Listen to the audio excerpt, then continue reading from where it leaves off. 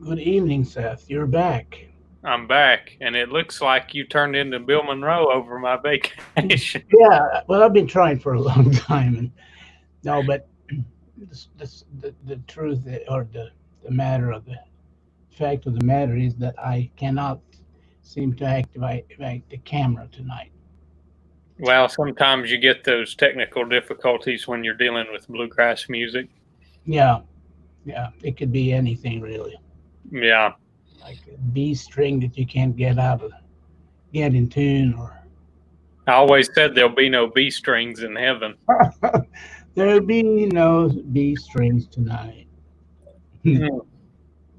Well, we got a good show lined up tonight. What you got? Let me pull out my set list here. First part of the show, we're going to play Jim and Jesse, and Oh, I'm really not sure who's playing with them on this show, but like you said on your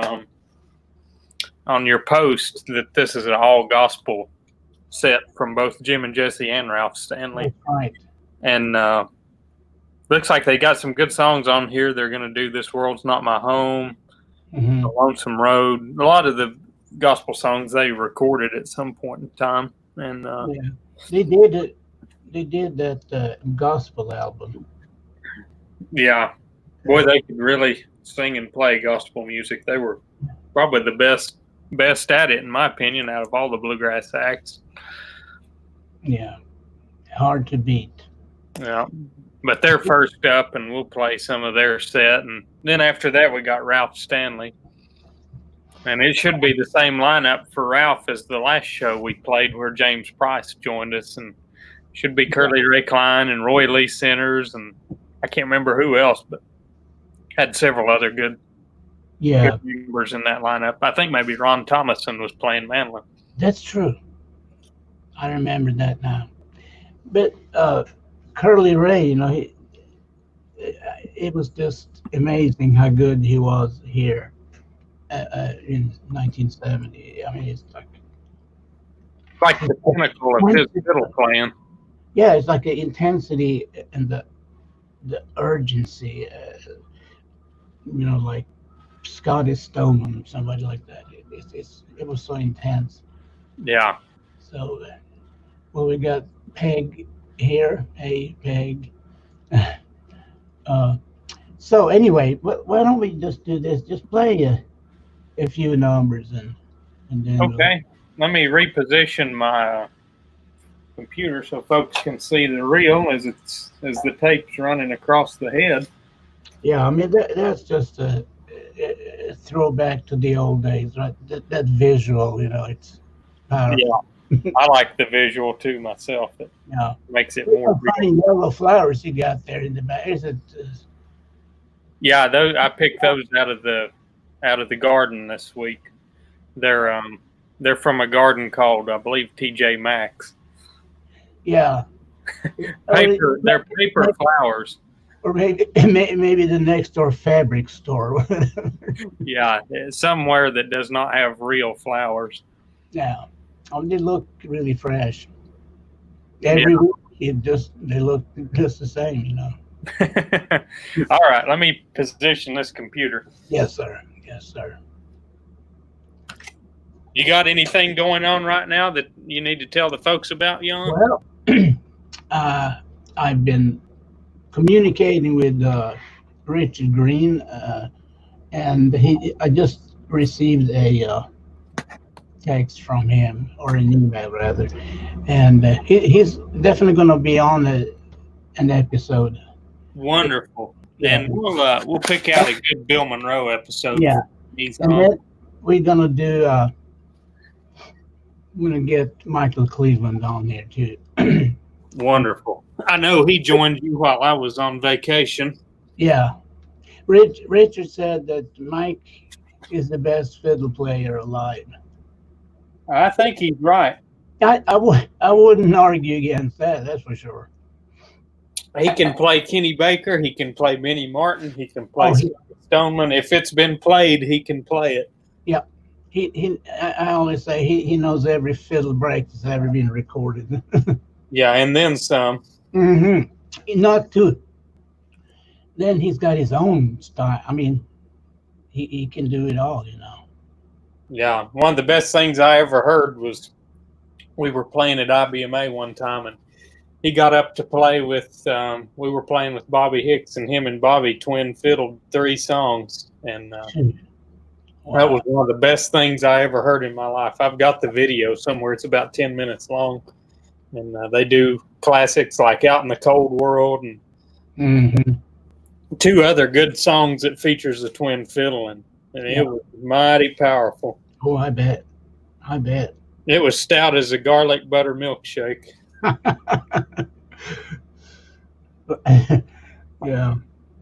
Yeah, those are stout, Yeah, I've never had one, but I've heard they're stout. just like the old garlic donut, Yeah, never had one of those either. Never been that hungry, Jan. Yeah. Well. Anyways, I've got this tape ready. Why don't we listen to a few tunes?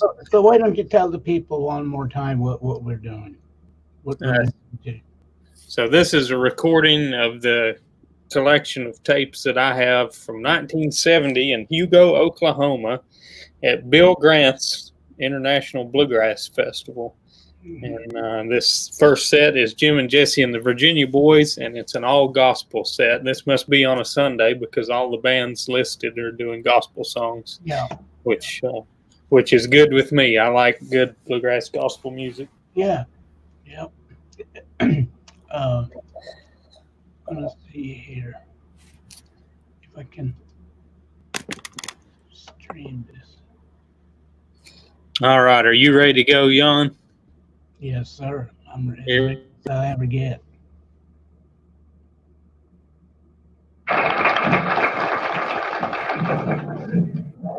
To me, the Sunday gospel music is always the best part of a bluegrass festival. I think most of you will agree to that. And we've got some mighty nice groups on here that are making some mighty fine gospel music. Mighty fine. The next group we are happy to bring out here, they've made quite a name for themselves since they were boys on their farm in Virginia. They have been on the Grand Ole Opry now for several years. They've cut lots of records, been on lots of personal appearances, and they've had a television show that I know a lot of you have seen through this area for the past 2 or 3 years. And they're going to come out now and bring you some more fine gospel music. Let's welcome Jim and Jesse and the Virginia Boys from Nashville, Tennessee.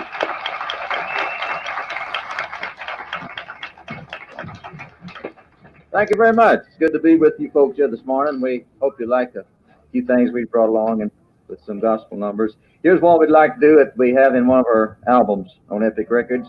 It's the title song in one of our albums called Sing Unto Him a New Song.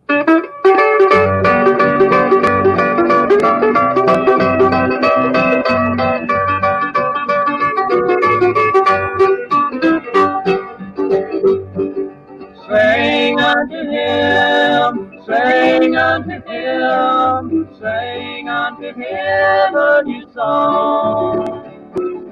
When you need the Lord to help you go on, sing unto him a new song. When the clouds appear to darken the day, sing unto him a new song. The Lord knows your need, He'll take the clouds away. Sing unto Him a new song. Sing unto Him, sing unto Him, sing unto Him a new song. When you need the Lord to help you go on, sing unto Him a new song.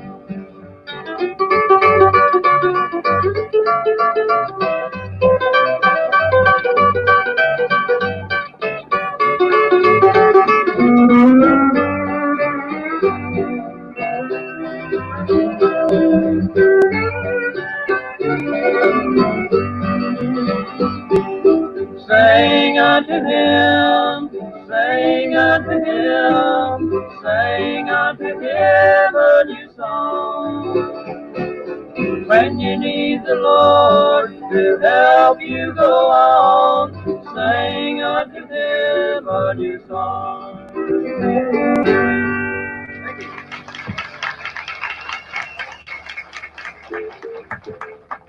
Thank you so much. We hope you enjoyed. That was sort of a new one that we wrote especially for our second album we did in Gospel Field on Epic Records. We'd like to do one of the older ones here now. This is one that's been around for a long time. One of the first songs I guess we ever tried to learn. If I can remember the words to it, we'd like to try it for you this morning, called This World's Not My Home.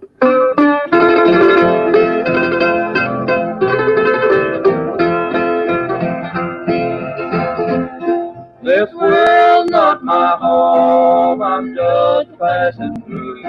My treasures are laid up somewhere beyond the blue. Many friends and loved ones have gone home before, and I can't feel at home in this world anymore. Oh Lord, you know I have no friend like you. If heaven's not my home, oh Lord, what will I do? The angels beckon me from heaven's open door, and I can't feel at home in this world anymore.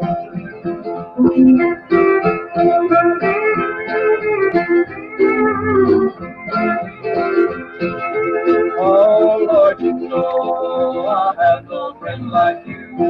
If heaven's not my home, oh Lord, what will I do? The angels beckon me from heaven's open door, and I can't feel at home in this world anymore.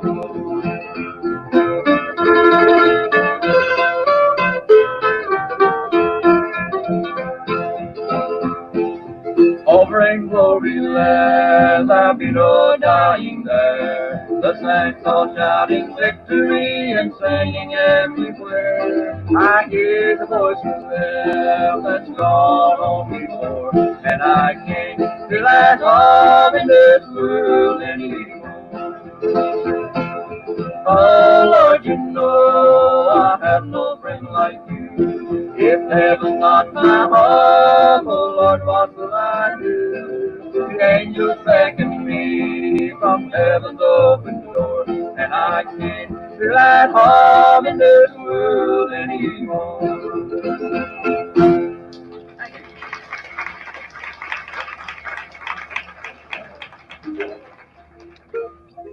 Thank you so much. We hope you enjoyed that one. This World's Not My Home. We have another one here that we'd like to do.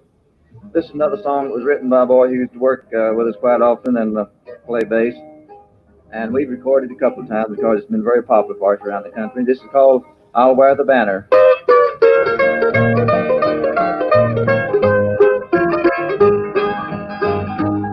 Up on a lonely mountain far away, a symbol for the world to see. My Savior took my place and bore my sins that day, to manifest His love for me. I'll bear the cross until I get to Calvary, my soul in glory there abide. I'll wear the banner that the Lord has made for me, to show the world how fair His love is bright.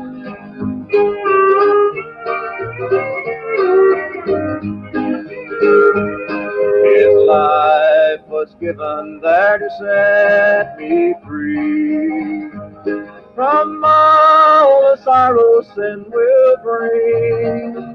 My Savior guides my feet and cheers my heart. He makes the way for everything. I'll bear the cross until I get to Calvary, my soul in glory there abide. I'll wear the banner that the Lord has made for me, to show the world how fair His love is bright.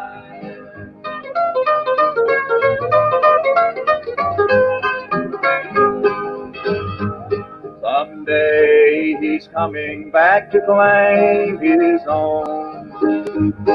We'll leave this world of toil and care. We'll enter in that bright eternal day, in peace to dwell forever there. I'll bear the cross until I get to Calvary. My soul in glory there abide. I'll wear the banner that the Lord has made for me, to show the world I bear His love with pride.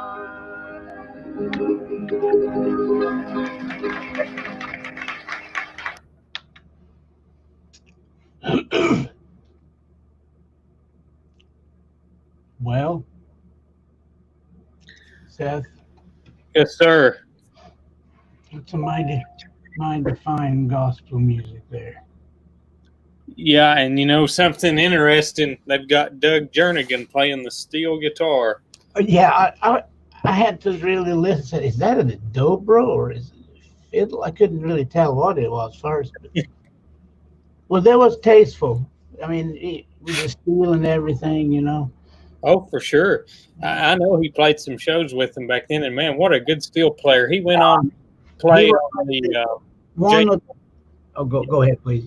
Oh, I was just going to say he went on to play on the J.D. Crowe albums, specifically My Home and in the Hall of Fame with Keith Whitley and Jimmy Goodrow. Oh, yeah, that's right.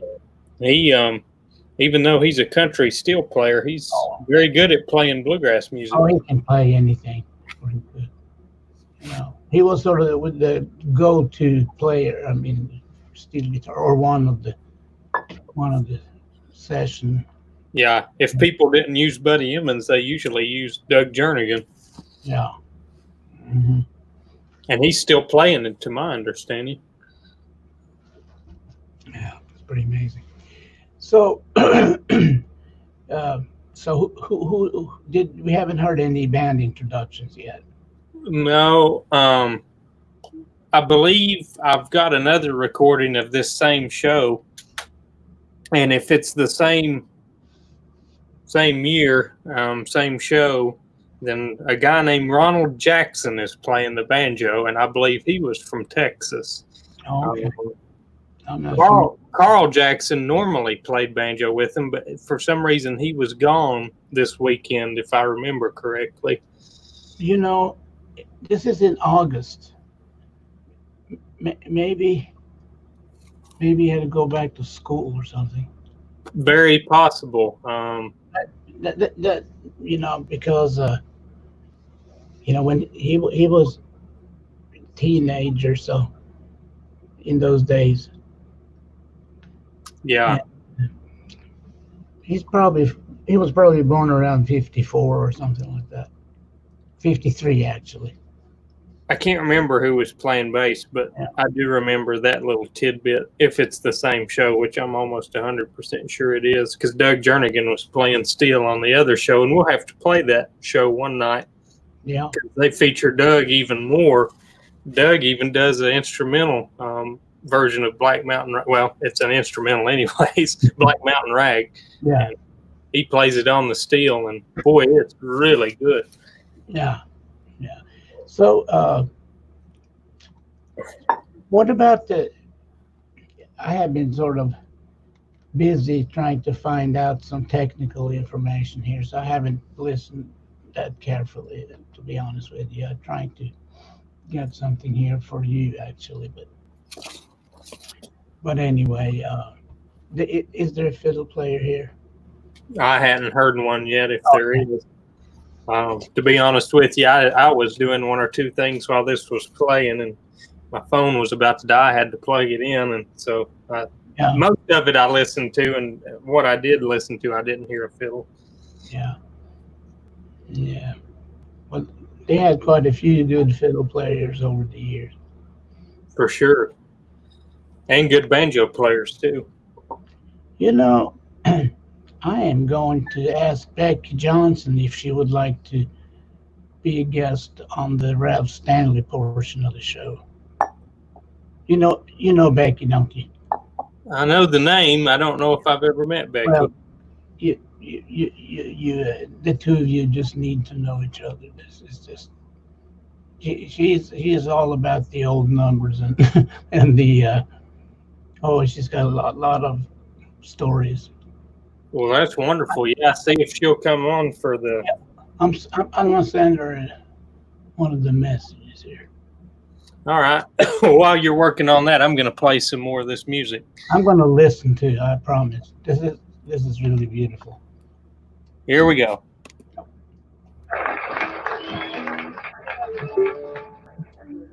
All right, thank you very much. We hope you enjoyed that one called I'll Wear the Banner. Well, I don't know what a bass player is trying to do this morning. He's playing to the people backstage. He brought his amp out here in the stadium backwards. Now, if you just turn around and play it that way, you'd be all right. I thought I heard a bass back in the backyard somewhere. Oh, well, anything. We appreciate you folks being so kind to us. We've really had a good time with you here yesterday and today. Of course, we're going to have quite a bit more this afternoon, and we hope you're going to stay around and enjoy all the fine bluegrass and gospel music. We'd like to get Ray to help us out on another gospel song here. This is one that's been around for a long time. I don't know if this has been done this morning or not, but we'd like to try it for you. Called When He Reached Down His Hand for Me.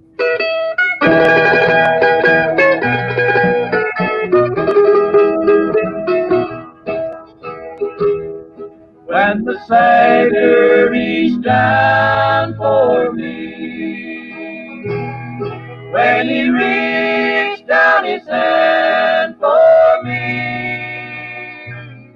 I was lost and undone, without God or His Son, when He reached down His hand for me. Once my soul was apart from the heavenly way. I was wretched and blind as could be, but my Savior in love gave me peace from above when He reached down His hand for me. When the Savior reached down for me, when He reached down His hand for me, I was lost and undone, without God or His Son, when He reached down His hand for me. Now my heart does rejoice, since I made Him my choice, and in tempest to Him I can flee, and I lean on His arm, safe secure from all harm, since He reached down His hand for me. When the Savior reached down for me, when He reached down His hand for me, I was lost and undone, without God or His Son, when He reached down His hand for me.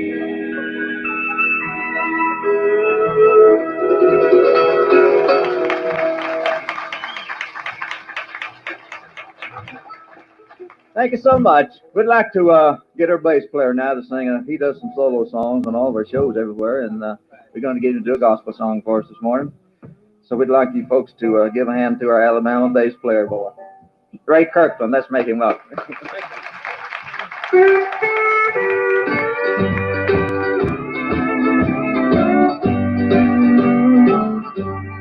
I remember them so clearly.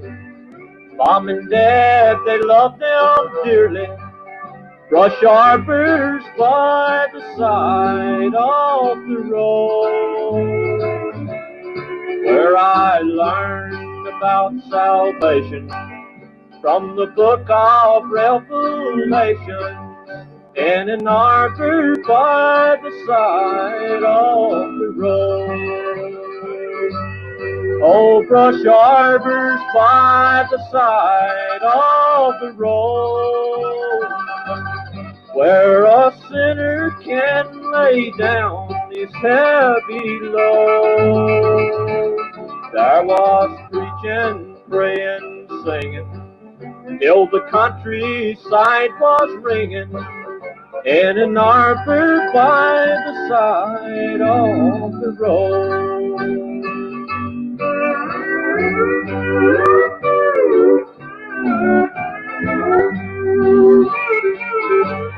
Many times I've departed from the way of life I started, in an arbor by the side of the road. But each time the devil caught me, I remembered what they taught me, in an arbor by the side of the road.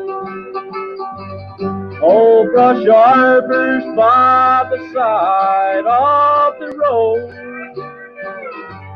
where the mighty light of God's great blessing flows. There was preaching, praying, singing, till the countryside was ringing, in an arbor by the side of the road. Oh, brush arbors by the side of the road. Thank you.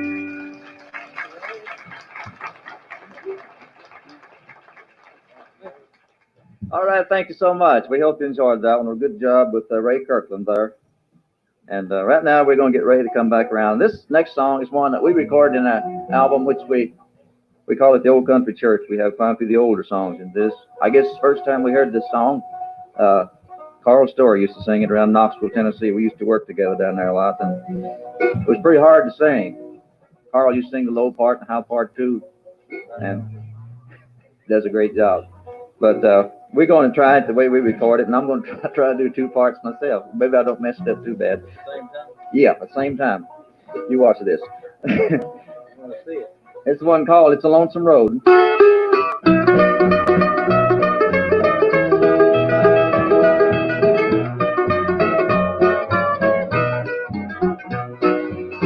Brother, as a long life's way you go, if your burden's been too low, and your worry steps are growing slow beneath your load, let the Savior give a helping hand.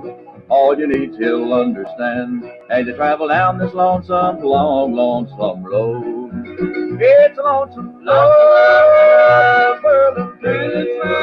As you travel along, seem to get nowhere. As you bless you, like a heavy load, he'll guide you on this lonesome, long, lonesome road. Lonesome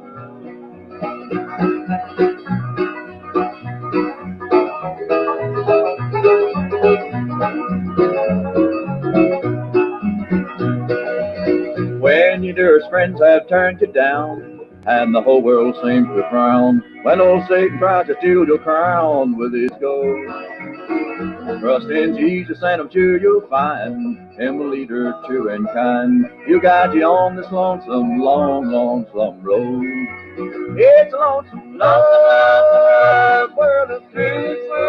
As you travel on, seem to get nowhere. That's a blessing, like heaven, he'll guide you on this lonesome, long, lonesome road. Lonesome road.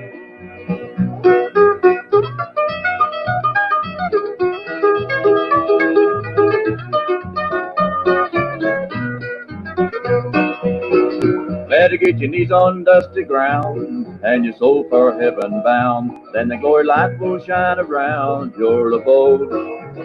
With your spirit free from sin and doubt, hallelujah you will shout as you travel down this lonesome, long, lonesome road. It's a lonesome, lonesome world of peace. As you travel Seem to get nowhere. That's a blessing. Like heavy load. He'll guide you on this lonesome, long, lonesome road.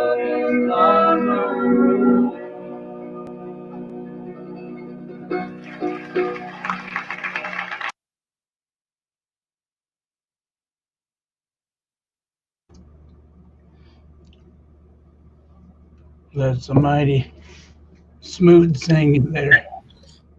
I tell you what, it was good picking too.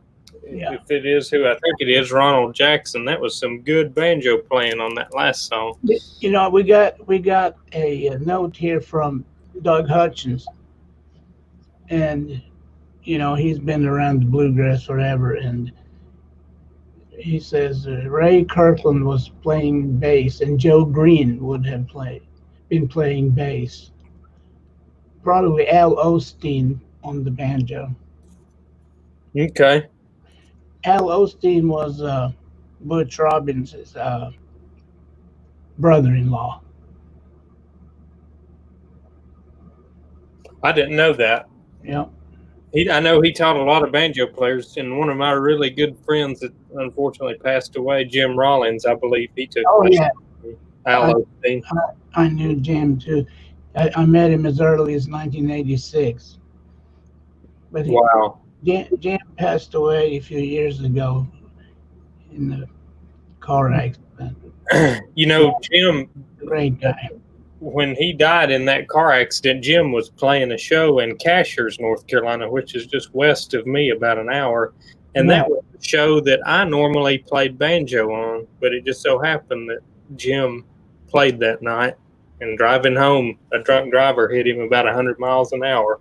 Oh, that's heartbreaking. Yeah, it was really bad. He called me not too many years ago. He was in the area, and we were trying to get together, but we didn't have a chance to do that. Yeah. Well, but there was, speaking of Al Osteen, there was a lot of guys that went through his banjo school of learning, I guess you could call it. Yeah. Pretty well-known guy in the upstate of South Carolina. Yeah. Yeah. Well, Butch was spent a lot of time in South Carolina. That's how he got to know Snuffy Jenkins and those old timers. Okay. Cheryl and yeah, he was in the army there was it Fort Jackson? Yeah. Near Columbia there. Yeah, I passed by Fort Jackson on the way home, and that's down there in the upstate. I know in South Carolina there, that's where Don Reno moved to as well.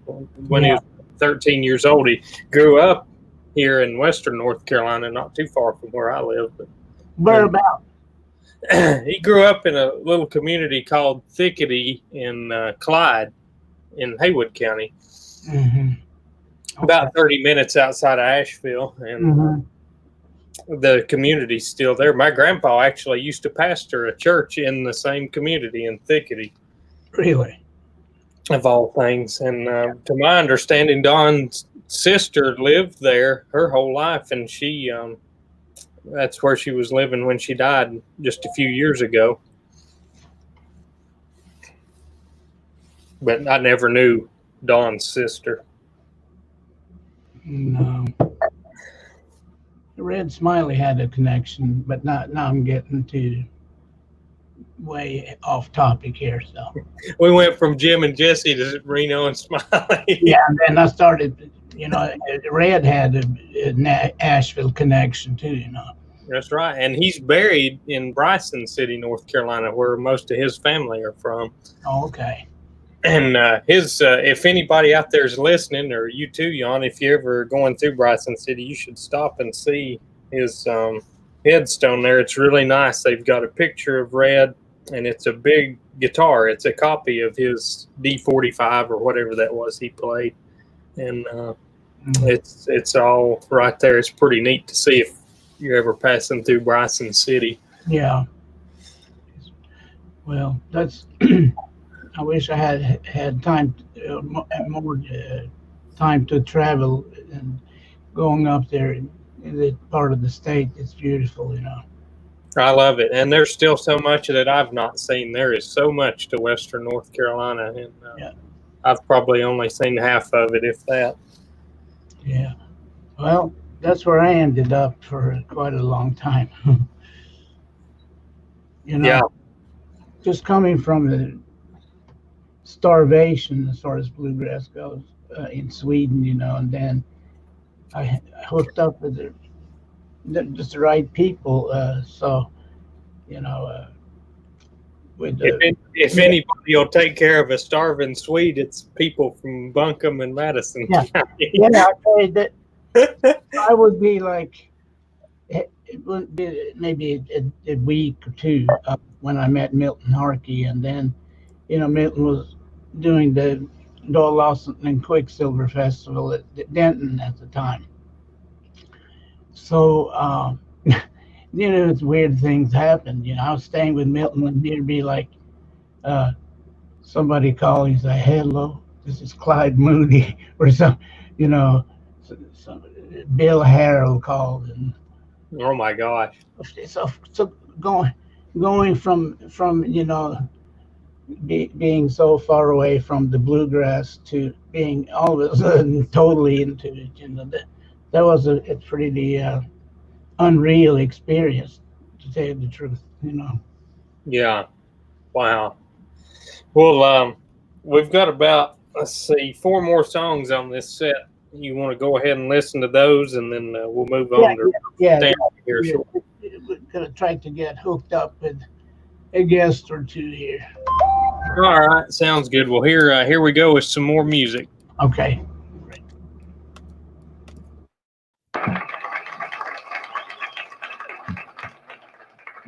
Thank you so much. We certainly appreciate your kindness there. We're going to feature the boy on the steel guitar over here. We hope you folks are enjoying all the type of music that we're doing on our part of the shows over here this year.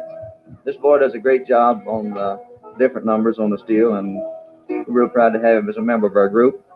He's going to do one that I'm think you're going to enjoy on the steel guitar, one called When the Ring Goes Golden Bells, for you and me. Here's Doug Jernigan on the steel guitar.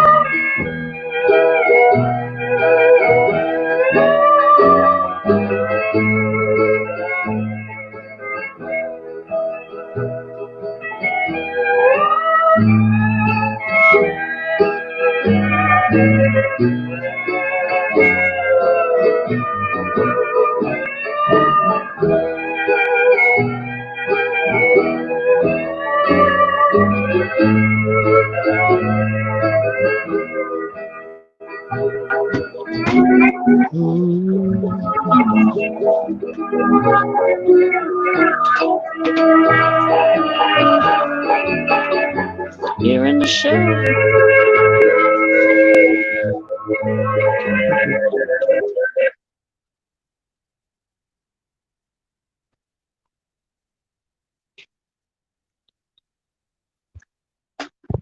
We're getting some feedback there on the feed. What? Hey, Becky. Yeah. How you doing? Okay. Good. We're in the middle of technical problem. Do you want me to leave and then come back? No. Tell us about Becky Johnson. It's really nice to see. It's great to hear you and see you too, Jan. I'm And Seth. Yeah, good to meet. Maybe that's. I'm sure. But I think we've got a feedback coming from your line, Becky. It's got an echo in it. You may have to turn your speakers down or Okay. your mic. That sounded like that took care of it. I think. How does it sound on your end now, Jan? If we got that echo still? I can hear you, Seth. I can hear Becky. Okay. I think we're good to go. I'm going to keep rolling this tape. I just heard that feedback, so that's why I stopped the tape. But here we go.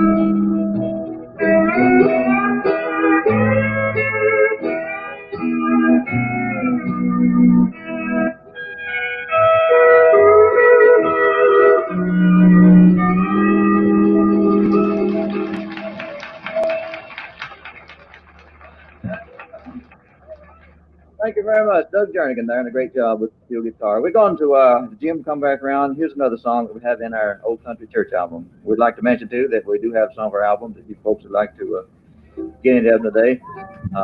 We have some around the bus, and we'll have them somewhere up there about all day.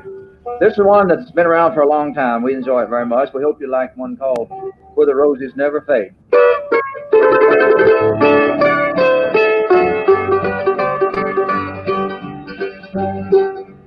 I am going to a city where the streets with golden lanes, where the tree of life is blooming and the roses never fade. Here they bloom for a season, soon their beauty is decayed. I am going to a city where the roses never fade.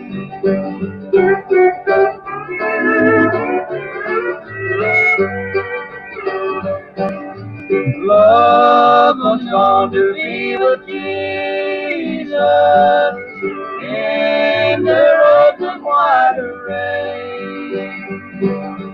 Now I'm waiting for my coming, where the roses never fade.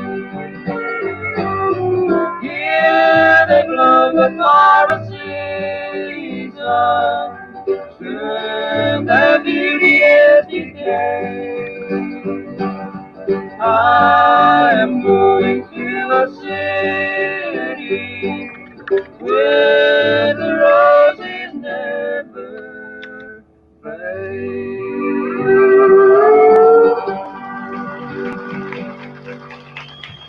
Thank you. I guess one of the most requested gospel songs that we do from a couple albums that we have. The next one is one of them that's written by Willie Nelson, who writes a lot of hit songs around Nashville, and we think this is a very pretty gospel number. It has a lot of good words in it. It's called "In God's Eyes."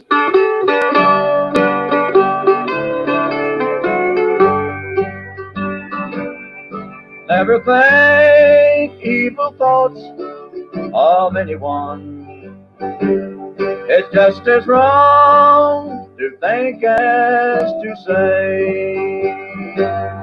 For the thought is but a word that's unspoken. In God's eyes, He sees it this way. In God's eyes, we're like sheep in a meadow. But now and then a lamb goes astray. But open arms should await its returning. In God's eyes, He sees it this way.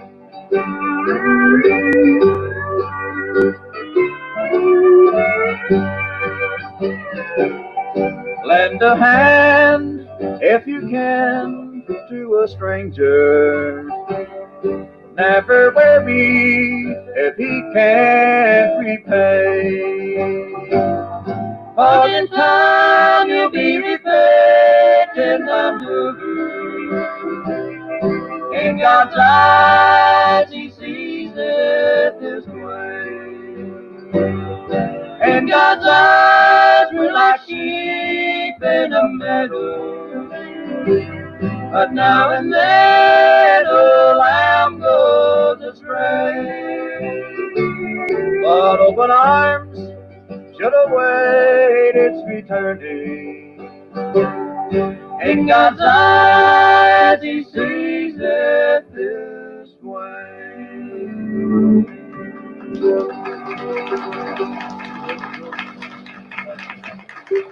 Thank you very much.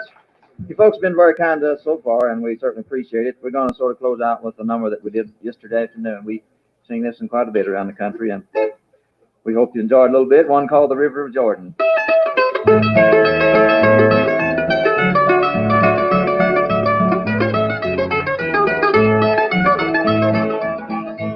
To the river of Jordan our Savior went one day, and we read that John the Baptist met Him there. When John baptized Jesus in Jordan rushing water, the mighty power of God filled the air. Well, I'm on my way to the river of Jordan, all the way right here. In the rushing water, I'm going down to the river of Jordan. Let the blue waters cleanse my soul.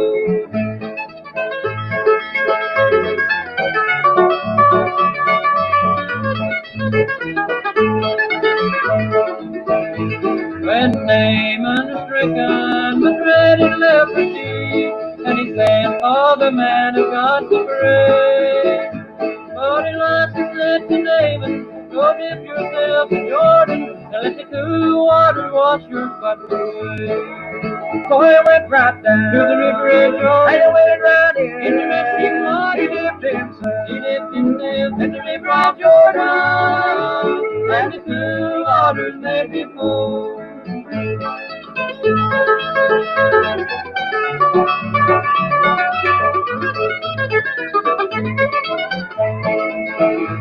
The river of Jordan is many miles away, and this mighty river I may never see. But I find myself an altar in an old-fashioned church, and my river to Jordan that will be. Well, I'm on my way to the river of Jordan, all the way right here. In the rushing water, I'm going down to the river of Jordan. I like the cool waters cleanse my soul.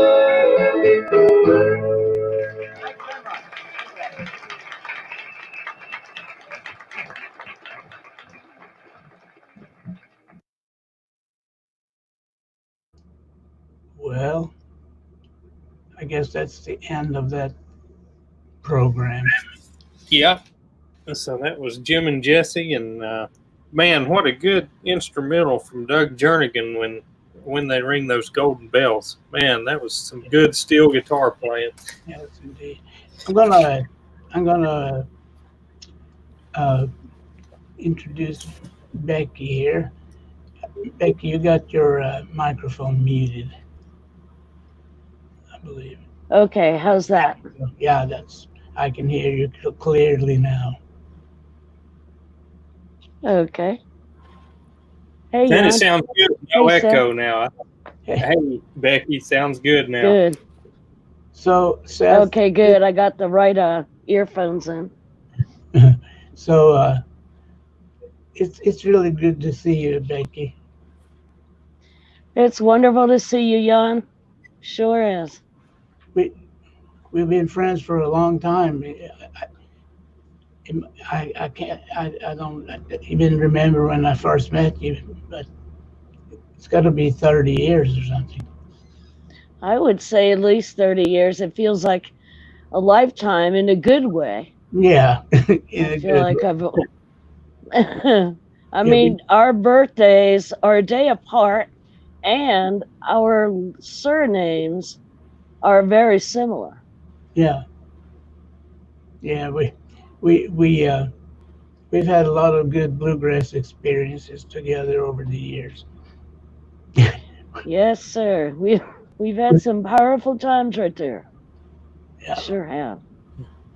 I, And of course, I'm Mrs. Bluegrass to anyone who doesn't know that, and that's right. And you put on a that's a good thing wonderful to know.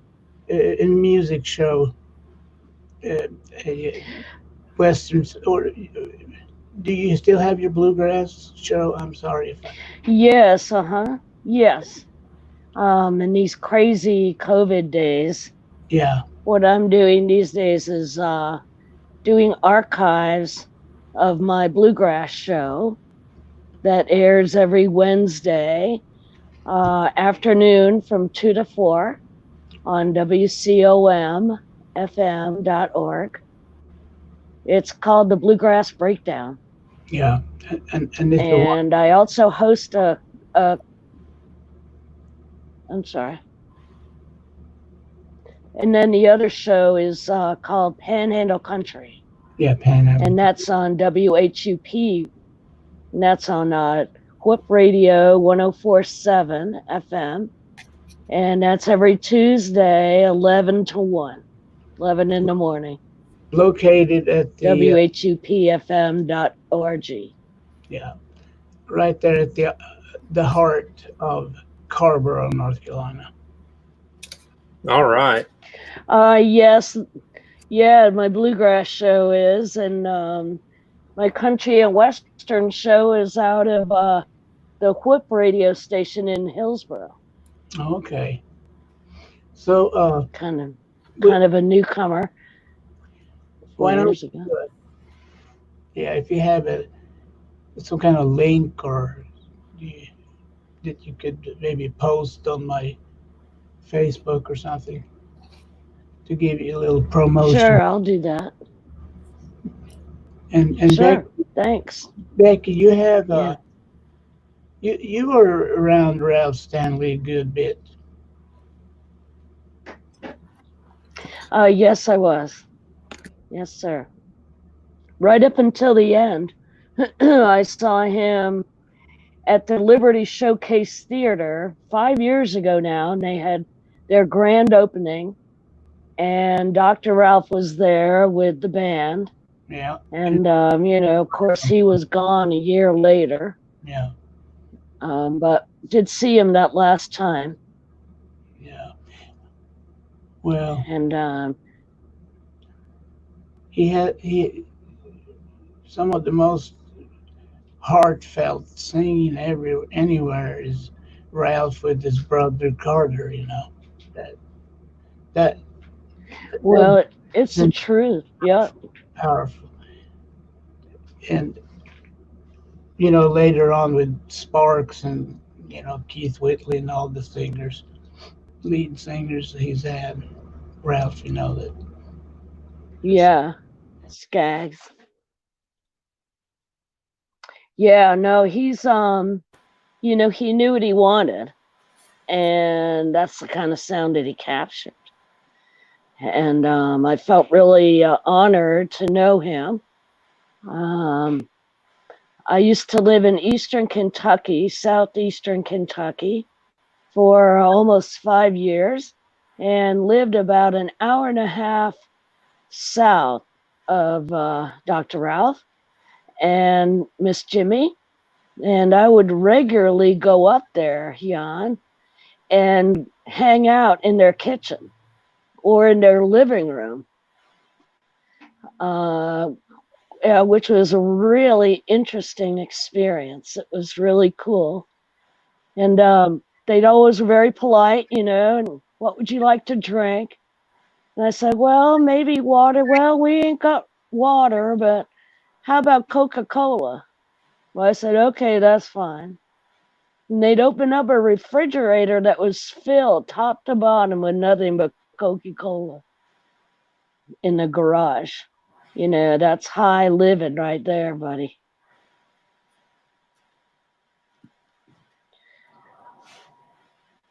Oh, I think we lost Jan, Becky. Let me see. He's calling me right now. Hey, Jan. Okay. I lost the internet. Uh-oh. Well, we've got you here on, I've got you on speakerphone, so you should be able to hear me and Becky till you get back on. Yeah. Should I go ahead and reboot the modem and the whatever? Yeah, go ahead and reboot, and I think we're good to continue with the show. Like I said, we've got you here on speaker, so can you hear Jan, Becky? Yes, I can. Okay, Thank you, sir. good. Yeah, I don't know. I'm kind of technically challenged, but I think I can maintain. You're in good company. Yeah. I always told Seth, your name has come up in conversation several times, and I said the two of you two need to know each other because, well, if you start talking, you'll figure out why I think that the two of you need to know each other. Oh. Let me go ahead and reboot. Yeah, it sounds like Okay, go right ahead. Your music very well, and you like the good stuff too. That's what I'm all about. It's this era of music and these guys that came from this generation. Well, they were all in their prime, when I got turned on to them. I come from a musical family. Don't hold it against me. I'm not from the South, but I got here as soon as I could. Well, we're counting. I've been here more than I ever did in Sweden, Oh yeah? Yep. So well, we've got to get together, maybe all three of us, maybe, with masks on or instruments or something. It'd be cool. Oh, that'd be great. But yes, I love this. Go on. Sorry, Becky. I think there's a delay in what I'm saying in my mic, so it may be getting to you a little late there. Okay, that's fine. But anyways, I was just saying I have to work in Raleigh some, and maybe one of these times when I come down, we can all get together like you're talking about. Yeah, please do. Please let Jan know, and I'll be there. I will be there. Yeah, Becky can tell some good stories. Yes, I have some wonderful stories. And I feel really fortunate with that. I'm a photographer. I'm a published photographer. I'm an author. I have a book of bluegrass photography that's it's out of print now, but you can get it on eBay. It's still available. Yeah. I happen to be in that book too. Yes, you do. I am. And Yes, Ken you do. Baker, and then my dog Baker. Oh, wow. Yeah. I got to get a copy, and you got to sign it for me. I'd be honored to sign it. It's I'll sign it too. It's, and the way I designed the book, about the only thing I actually had control over after I signed my life away. Boy, that was a learning experience. But I wanted it designed so it was easy to carry and that you could bring it with you to a festival and have artists autograph the pictures. Yeah. And so some folks did that. That's great. Well, we've got Ralph Stanley queued up here. If you're ready, Becky, if you're ready, Jan, we'll play some from Ralph Stanley and the Clinch Mountain Boys. Oh man. Can y'all hear us? Sounds great.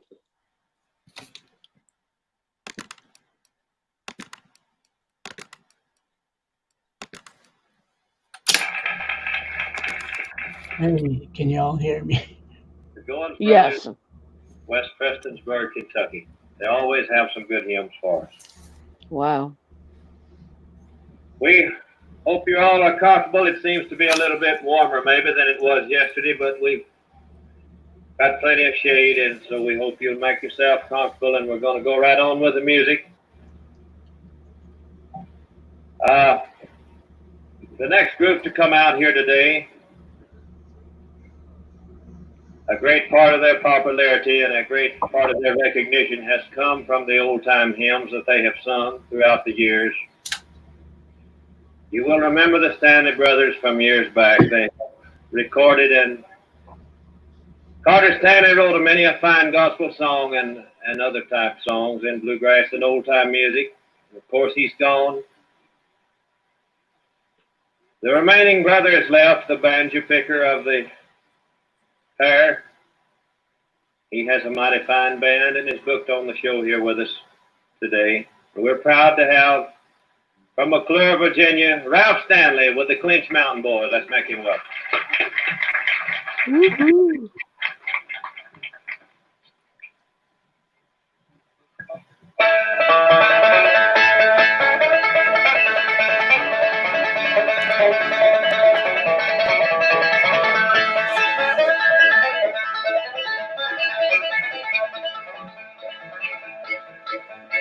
While we're preaching, somebody touch me. While we're preaching, somebody touch me. While we're preaching, somebody touch me. Must have been the hand of the Lord. Glory, glory, glory. Somebody touch me. Glory, glory, glory. Somebody touch me. Glory, glory, glory. Somebody touch me. Must have been the hand of the Lord.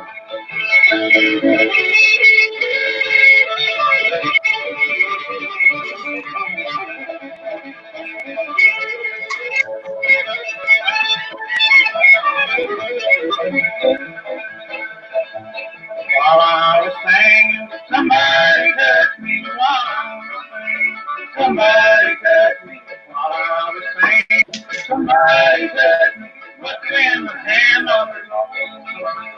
Glory, glory, glory. Somebody touched me. Glory, glory, glory. Somebody touched me. Glory, glory, glory. Somebody touched me. Must have been the hand of the Lord.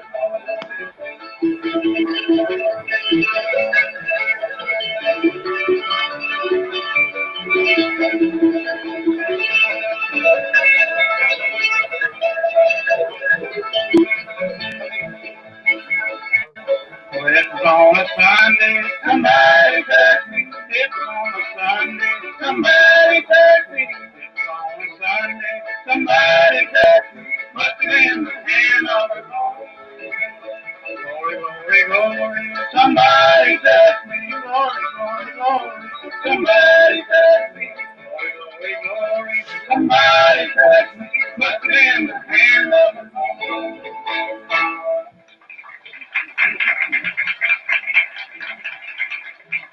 Thank you, folks. We'd like to say good morning to you and welcome to our good afternoon now.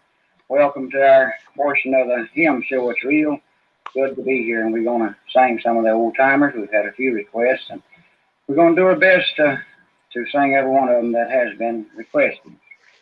Fellow over here playing the fiddle, he's recorded some instrumentals, sacred songs, and we're going to call on him right now to do one that he has recorded from the state of Kentucky, Curly Ray Klein. Let's give him a hand, would you?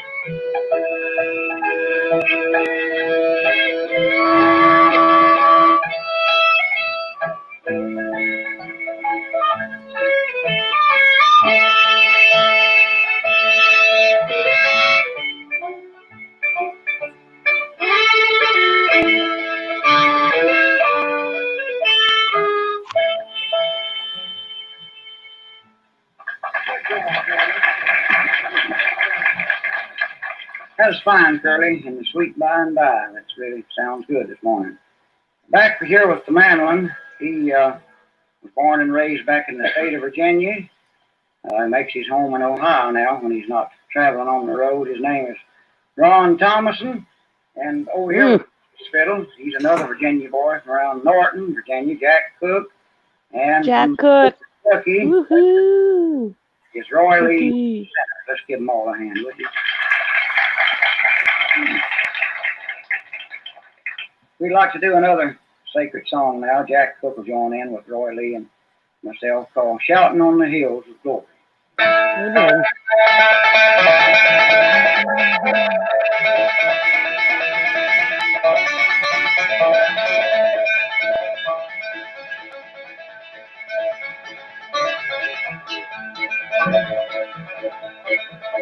I'll be shouting on the hill, shouting on the hill,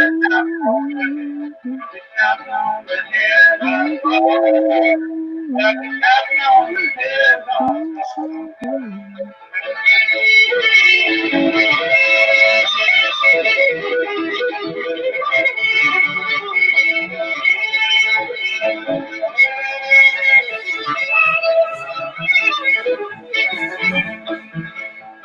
Oh, what a blessed reunion.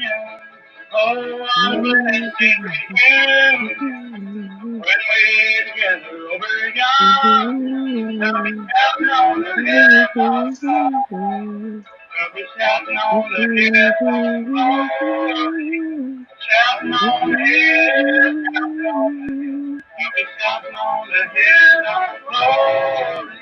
I'll be shouting on the hill of glory.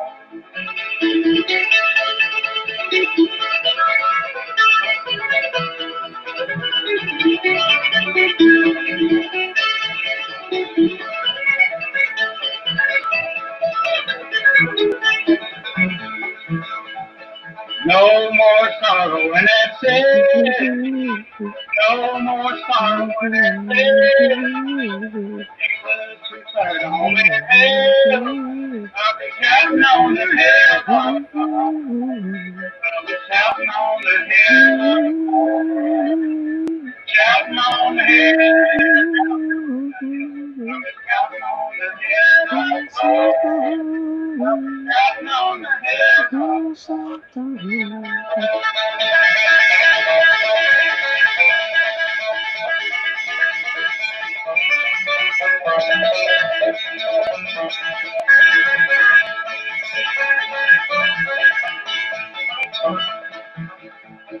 Now's the time to make your preparation.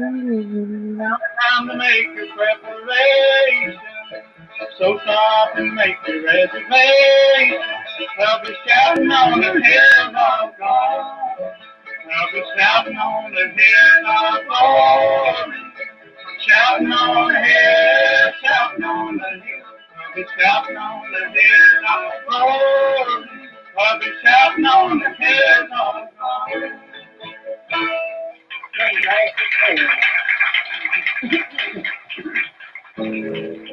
Troubles and trials often betray us on in the way, right to stray.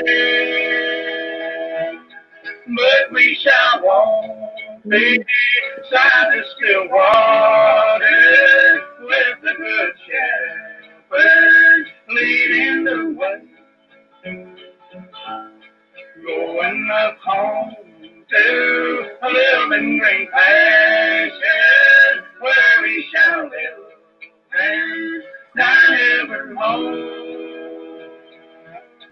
Even the Lord will be in that number when we have reached that heavenly.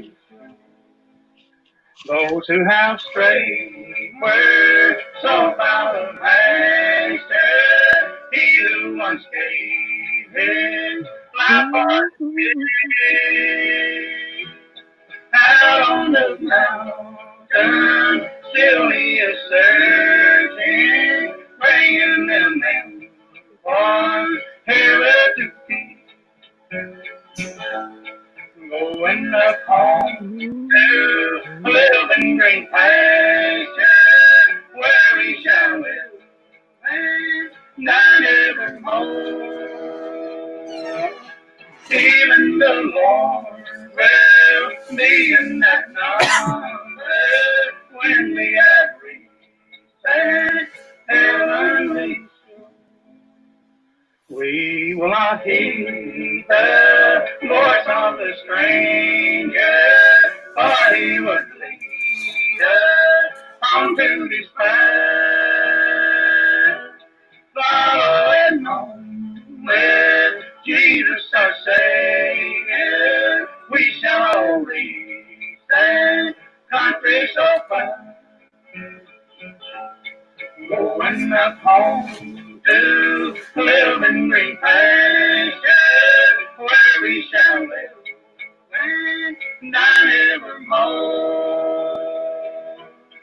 Even the Lord will be in that number when we have reached that heavenly shore.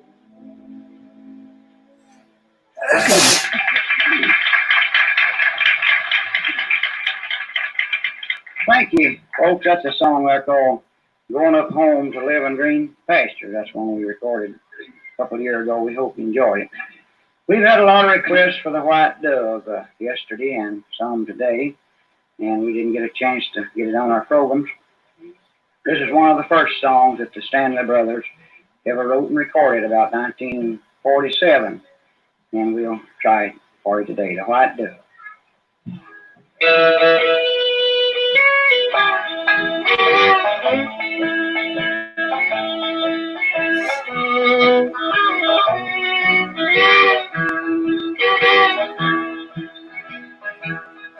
And the deep rolling hills of old Virginia, there's a place I love so well, where I spend many days of my childhood and the cabin where we love to play. White every morning sun, the willows will hang there. Out in my life in sorrow, since mother and daddy are dead.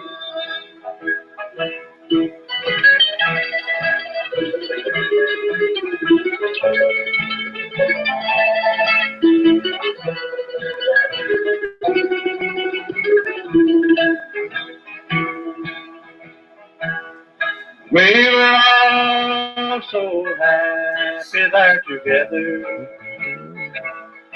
and a peaceful little mountain home. But the Savior needed angels up in heaven.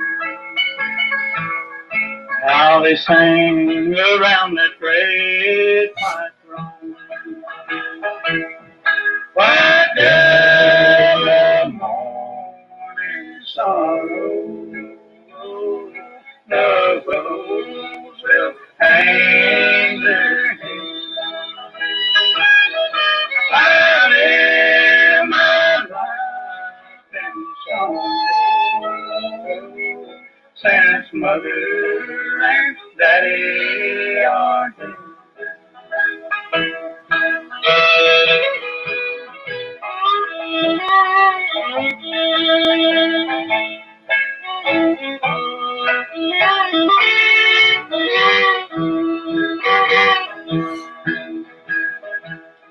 As the years roll by, I often wonder,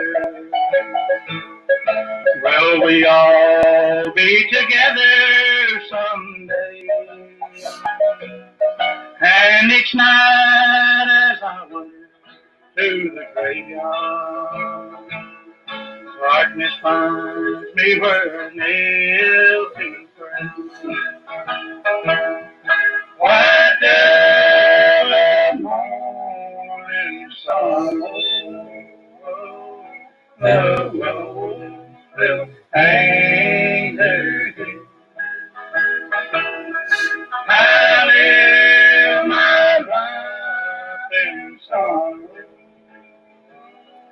since mother and daddy are dead.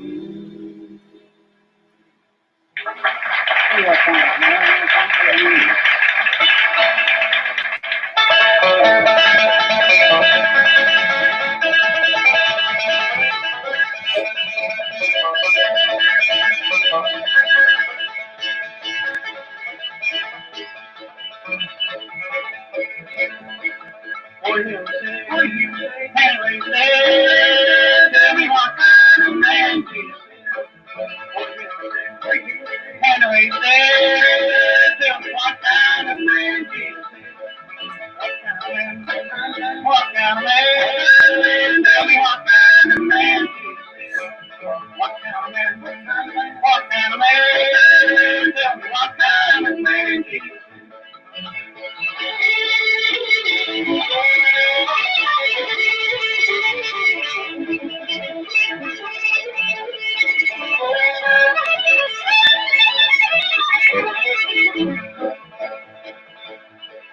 What do you want to see? I'm gonna leave. Tell me what kind of man Jesus is. I'm gonna see. I'm gonna leave. Tell me what kind of man Jesus is. What kind of man? What kind of man? Tell me what kind of man Jesus is.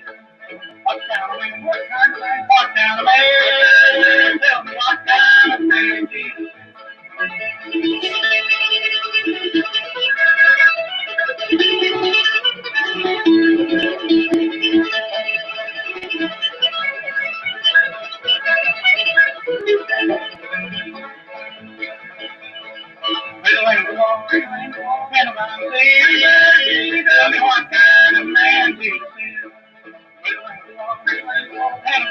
Tell me what kind of man Jesus is. What kind of man? What kind of man? Tell me what kind of man Jesus is. What kind of man?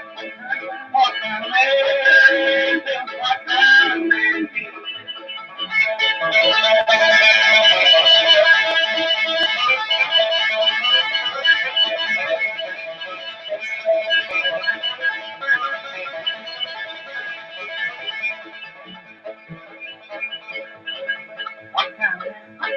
What kind of man? Tell me what kind of man Jesus is.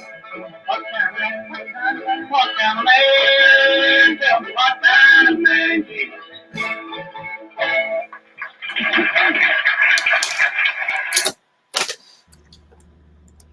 Becky, what is Yes. what is your first memory of the Stanley brother or Ralph Stanley? And you were too young. You never saw Carter, did you? No, unfortunately I didn't. Yeah. The first time I saw Dr. Ralph was in November of 1975, and he played a little church in Cambridge, Massachusetts, Mm-hmm. in November, and had a young kid there named Keith Whitley who Yeah. played. And I have pictures from that show. And the next year I went to the Berkshire Mountains Bluegrass Festival in Hillsdale, New York, and saw Ralph and Jimmy Martin and everybody, and Bill Monroe. Yeah. That must have been some intense moments for for a young, well, not a child, but a teenager. You must have. Yes, I was young. Yeah. I was young and You were and not even. rebellious and impetuous, and I mean, I went because I didn't have an agenda. Yeah. I'm a photographer, I'm an artist. So I went to photograph them as much as just, take in everything I could. This is the first, other than Don Stover, who Mhm. is living not far from me up in Massachusetts. Right. He was the very first live act I saw, and I flipped out. And he told me about the Berkshire Festival.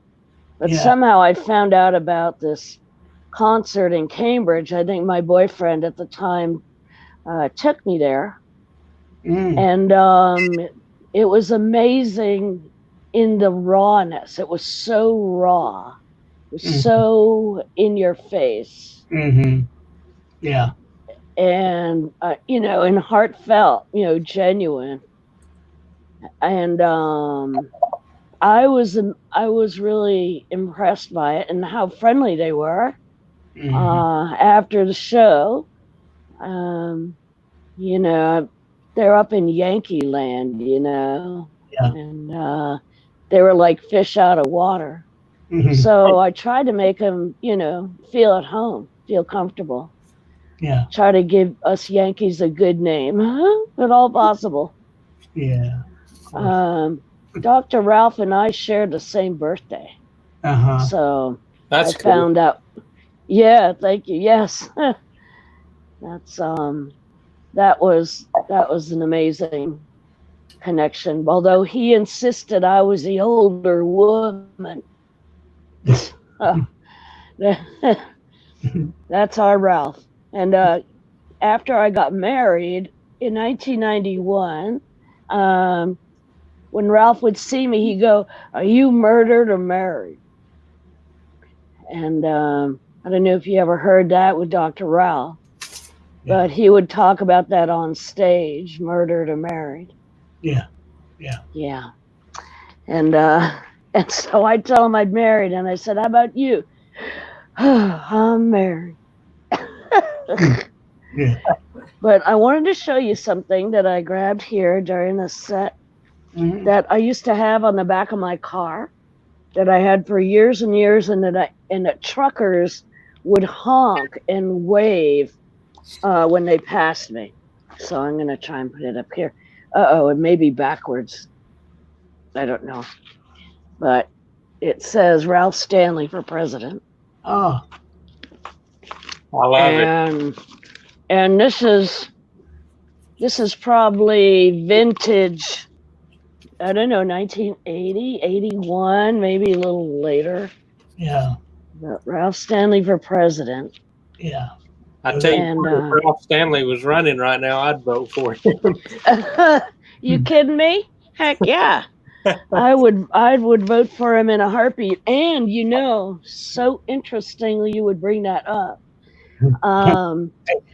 In these days and times of craziness, but when I lived in Eastern Kentucky, Obama was he was actually campaigning for his first term. And Ralph, there is somewhere on YouTube, Dr. Ralph went out with, I don't know who she was, but some bizarre person. But Dr. Ralph went and did a PSA for Obama, for his campaign, for his people to hear him. Yeah. And it was so cool to me. And we were in Kentucky. Okay, that's an hour and we were a half hour away. Well, maybe 15 minutes away from the border, from Pound, Virginia. But so when we're living there, Obama came and spoke at a high school not far from where he lived. And Dr. Ralph was there. And he had heard the PSAs and was really thrilled about it. And that was in the days when iPods were brand new. And he thanked on the air, he's like, well, I'd like to thank Representative blah, blah, blah, and so. And I'd really like to thank Dr. Ralph Stanley for campaigning for me and for playing the music that he does, and that I love his music so much. I listen to it on my iPod. Mm-hmm. And Ralph leaned over to grandson Nathan and whispered, "What's an iPod?" Didn't know what that was. Oh my God. Oh my God. That was our Ralph. He wasn't the high tech guy. Not particularly.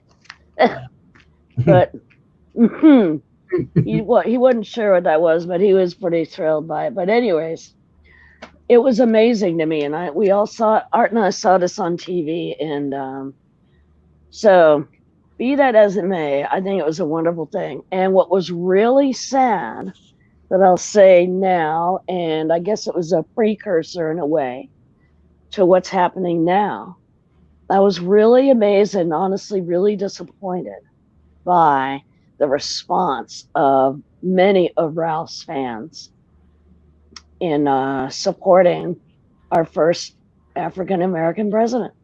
Yeah. And he was so hurt.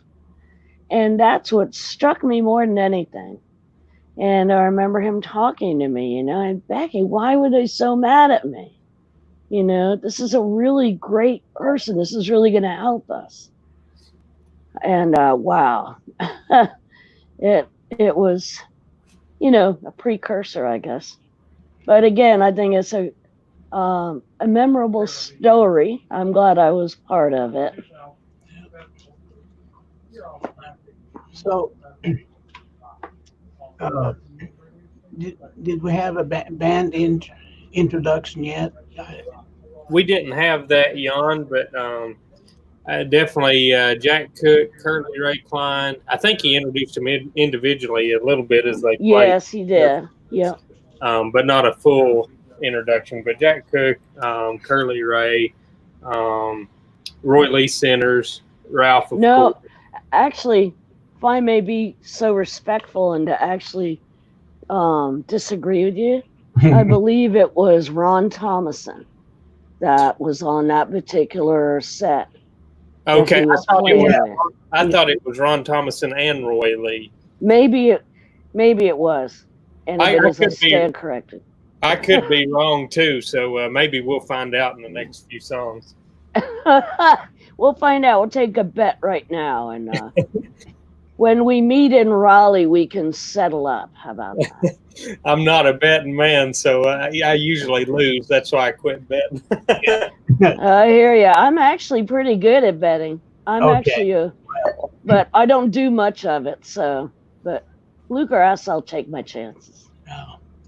Yep. You have to be a gambler to become a full-time musician, I think. Well, it was something you'd love to do. Yeah. Something here was a man, Ralph Stanley, 63 years on the road. That was his life. Yeah. And he had worked all his life, I had thought, for the American dream, whereupon at some point you retire, you get off the road, you get in a rocking chair, and you watch your grandkids play. Well, he was all squirrely if he stayed home more than a few days, even after all that time. Mm-hmm. That was his home, was the road. Yeah. And the stage. Yeah. And they drove each other crazy also. Yeah. Like an old couple, they were just like rah, rah, rah, rah. Yeah. They're sweet as they could be. I came to visit them one Saturday. I thought Ralph was on the road. So I go up there. I'd always call Miss Jimmy before I went. Brought some flowers, some pansies to put in the ground for her. And I bang on the door, and all of a sudden, Dr. Ralph answers the door. And I was like, oh my God. I said, what are you doing here? And he goes, I live here. I was like, oh my God. I said, I didn't mean to disturb you. But he did mind it all, invited me in, and they had on matching red satin jammies and fluffy slippers. It was the cutest thing I ever seen in my life. So precious. And just so unassuming, And I'm like, oh my God. I'm with Ralph Stanley and Miss Jimmy, and they're in their PJs. And, come on in. So I go in the living room. We're hanging out. How you doing? I'm fine. Da, da, da. And I look over, and there's a stack of photographs, like a pyramid, of all the kids and the grandkids. And up at the top of this pyramid was a kid that looked just like Elvis. And I looked, and I was like, well, Dr. Ralph, what's Elvis doing here in your pictures? He's like, oh, that ain't Elvis. That's little Nathan. I was like, oh my God. And he was Elvis reincarnated. I am not kidding you. Yeah. It was amazing, the I don't know, the glitz and all that, and and Miss Jimmy would tell me, well, when Nathan was little, he said that he felt Elvis inside him. He's inside me. He's inside me, Mama. I gotta get him out. Yeah. Like, great. Get him out, buddy. Get him out. Yeah. So, I mean, that to me was probably one of the biggest thrills of being in this music, is just being able to hang out with them. I didn't want anything. I wasn't there to, grab any records or anything. No. I was so thrilled just to be there in his presence. Yeah. And he probably wouldn't have given me any CDs at all. But Miss Jimmy started in. Well, Becky, do you have this one? Yeah, this like amazing 2 CD set of the Stanley Brothers. I'm like, well, no, well, here, you need this one. And how about this one? You got this one?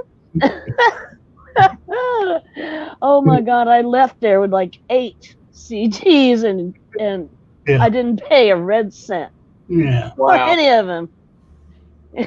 Poor Dr. Rao. He was tighter than the bark on a tree, you know. Yeah.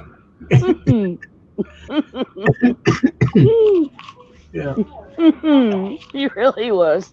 He had a rock, and it's the money rock, and he would always put his money under the money rock.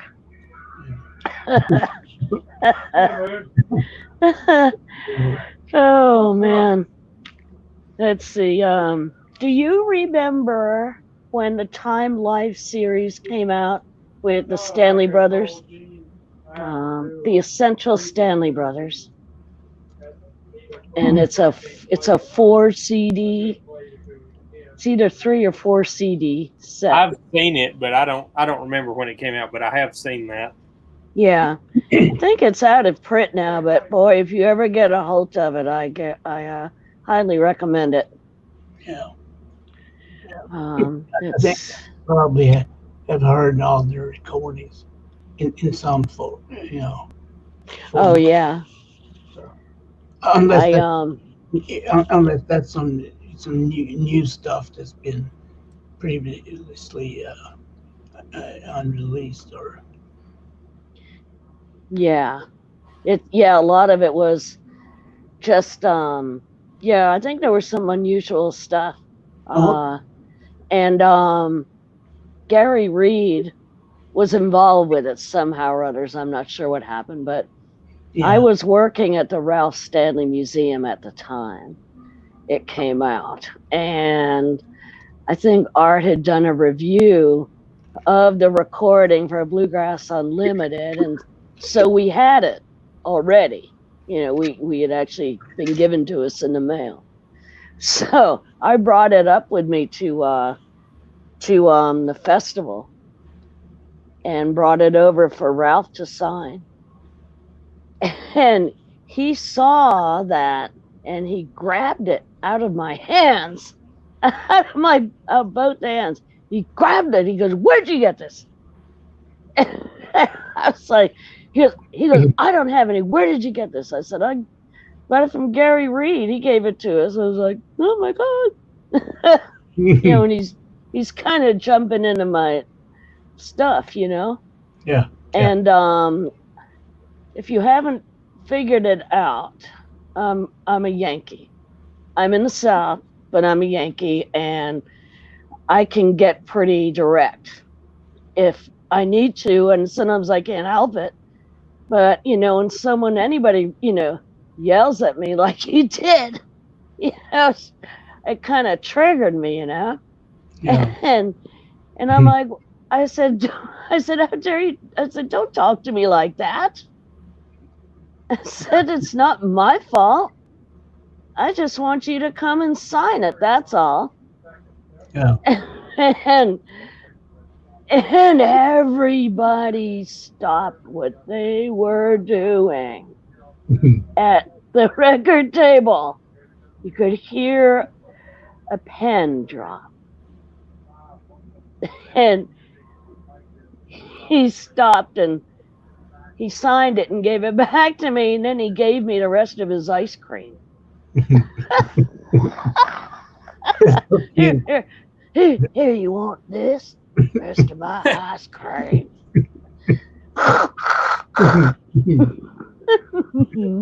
Well, that's sweet of him. It was sweet in a way. Kind of passive aggressive, but that's okay. Oh, you know, so many things go on that we don't know. Yeah. And we don't want to know, really. Yeah. Actually, there are things I've wanted to know and I do know. and I won't tell you right now, but maybe another time. Yeah. But did you get to know Curly Ray Klein pretty well? Yes, I did.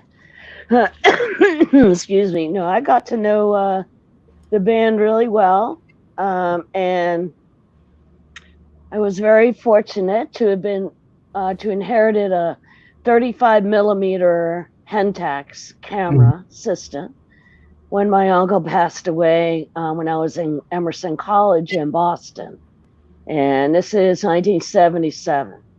So I was majoring in film, and I brought this thing with me everywhere. You know, every festival I went to, every concert. And I learned how to do my own processing. So I would develop my pictures and print them. And then when I see the band, like Curly Ray Klein, I do a picture of him. And then the next time I'd see him, you see, I'd give him the picture. And that was, you know, one of the ways that I got to meet the artist. There were other ways that, again, another time, but this was the best way for me, and I really had, you know, and again, no agenda at all, you know, and I just gave it to him. Well, Dr. Ralph saw this and got really ill. That's what they say down here. Really pissed off. Yeah, really ill. And he goes, well, because I don't see that picture of me in there. And I said, no, it's Curly Ray. Well, and he stomps off, you know, back to the bus or whatever. And he comes on stage.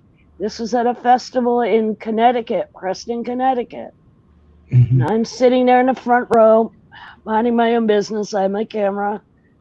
And he introduces the band. Then he stops and he sees me and he goes, well, Ray, I hear you got a photograph today.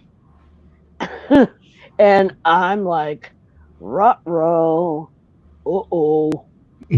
And he goes, well, yes, I did, Ralph. I did. I got you a photograph. And he goes, was I in it? Well, no, Ralph, you weren't in it. It was just a me. Well, he says, and it said something crazy about how, you know, how I'll take pictures, but I don't take very good pictures because I don't take any of Dr. Ralph. You know, or some, you know, thing like that. Yeah. Oh man, he shouldn't have said it. It was a really bad idea. Yeah. And I tried to talk to him and he just stomped away and walked, you know, went in the bus. And I was like, you know, not every picture will be you. You know, it's not about you, it's everybody. It was like Bill Monroe, I had the same trouble. When I put my book together, his spirit came in and messed with my photographs. I had them all laid out on a table. And I go get a drink of water. I come back and they were all of him, all on the top of the table. It's all his pictures. And, you know, I finally had to explain to him, you know, you got to share. You know, you got to have a lot of people in here besides you. I mean, that is honest and true. That's an honest and true story. Yeah. Well, I mean, all of these are, but I loved Curly Ray. Yeah. And long story short, at the Winter Hawk Festival, where in 1988 or 89, I won the very first Winter Hawk scholarship. Oh, really? And Ralph was playing that day, and Bill Monroe was playing that day. And so they gave me the scholarship, and I gave it back and asked that it be given to a younger person, you know, who's just coming up. I had just graduated, you know, college. So, you know, I said, you know, I think it would benefit somebody, you know, a younger person than I. So we did that and everything, and that was really fun. And so Ralph is there and he's in his bus, and I go over in his bus, bang, bang, bang. And so we, had some small talk and stuff. And I told him, I said, it was kind of upsetting you calling me out like that on stage, Said, I don't mean any harm by you at all. Said, I love what I do. I take pictures of everybody. I just give them to people so they'll remember me. Mhm. And he was really quiet during this whole time. And I said, and I was like, it just didn't seem fair, really. I said, I give you, my photos and this and that, but this is of Ray. And so I left. And he comes on stage maybe at 45 minutes later. And he plays a few songs, and I'm there, out in front as always. And he goes, I just wanted to stop the show for a minute. This is Dr. Rao stopping everything. And said, I owe an apology to somebody here. And that I've not been very kind to them. I realized I was in the wrong. It was not a good thing for me to do. And so I want to just express my apologies. Plus I had told him in the bus that I had won the scholarship, And so he even brought that up. Well, she's even won to win her scholarship. And that was, again, that was an amazing true story. Yeah. It really was. Well, let's see if we can get a little more music there just after you. Yeah, we're ready to roll. This is going to be the last of the set, Jan. After this, we'll be done for the night. Of course, we'll stop and talk a little while, but yeah, okay. There's 3 songs left, and then we'll go from there. Okay, sounds good. Okay.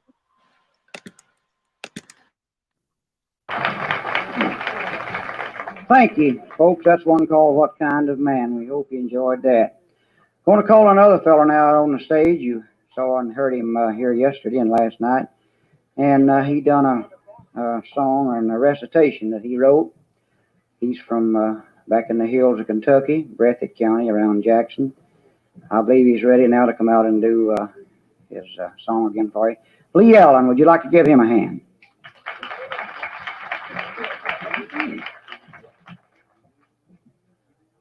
Lee, are you ready? Yeah, Ralph. And you wrote this song. It's a true song about your mother. Is that right? That's right. Okay. Here's one called The Story of My Mother.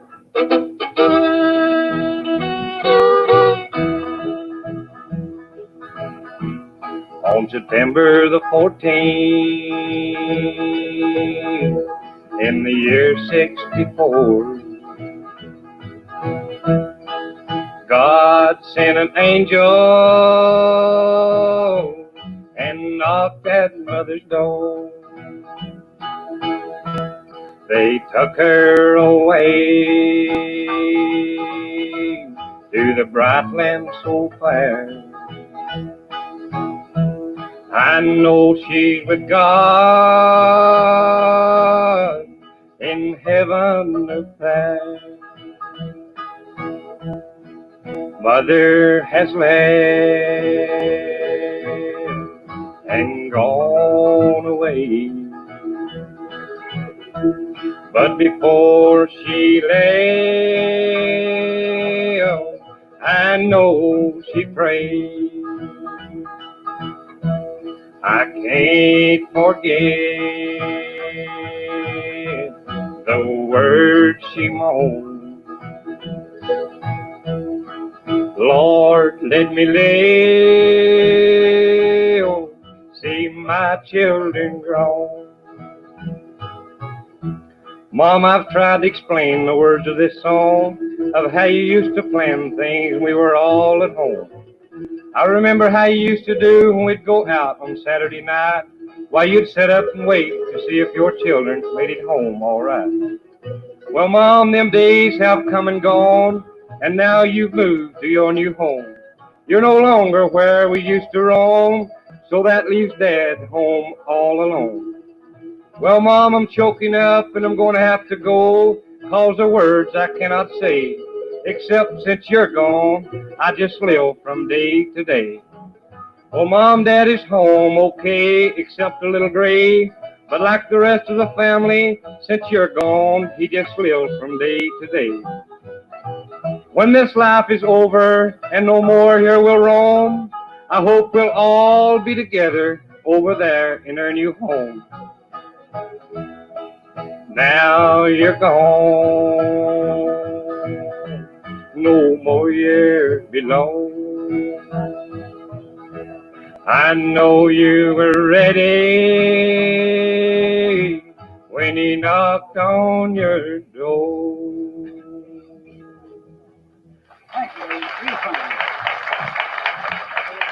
Real fine. Lee Allen there singing the story of my mother. He's got it on an album, and we'll have it on sale all afternoon up on the top of the hill. We had a request to do a song we recorded a long time ago. I'm a little bit hoarse today, and I hope it don't sound too bad. We're going to lower it down in a couple of frets and do one called Cry from the Cross.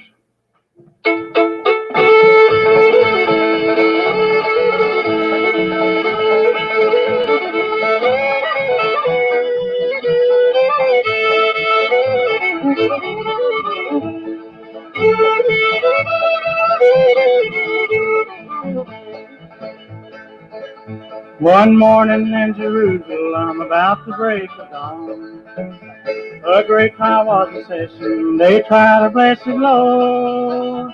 They stormed him in, they mocked him, they made him carry the cross. On top of Calvary Mountain, they crucified him. Oh, the Christ died from the cross. Forgive him, blessed Father, he died upon the cross. Oh, the Christ died from the cross. The Son of God was dying to save the world from wrong.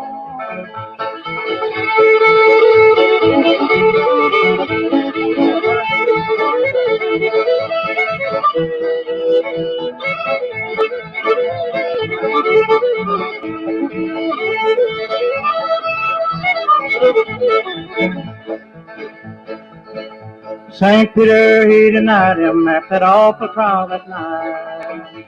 He said he never knew him. It was an awful sight. He looked upon St. Peter with eyes of perfect love. St. Peter's heart was broken. He prayed to God above. Oh, the Christ from the cross. Forgive him, blessed Father, he died upon the cross. Oh, the Christ from the cross. The Son of God was dying to save the world from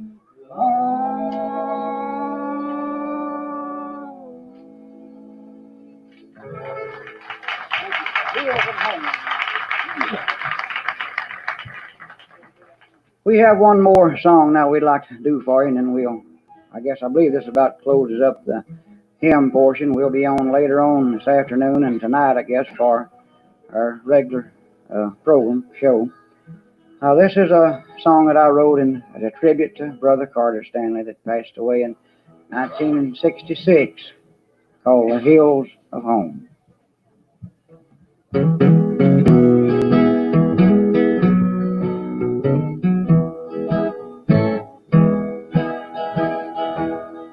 Let me rest on a peaceful mountain. Carter, this is your song.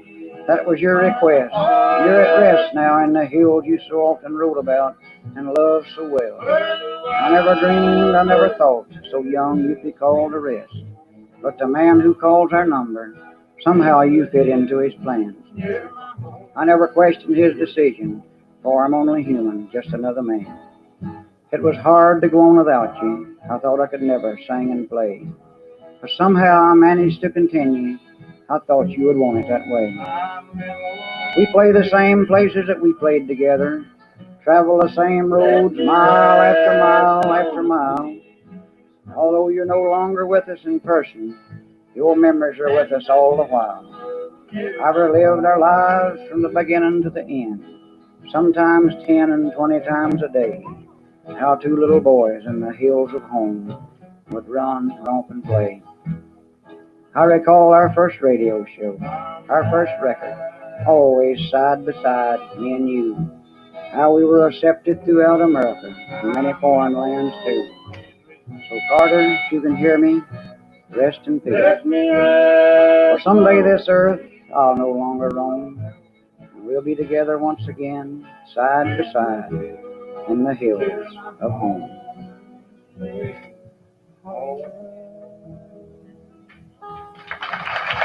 Thank you very much, folks.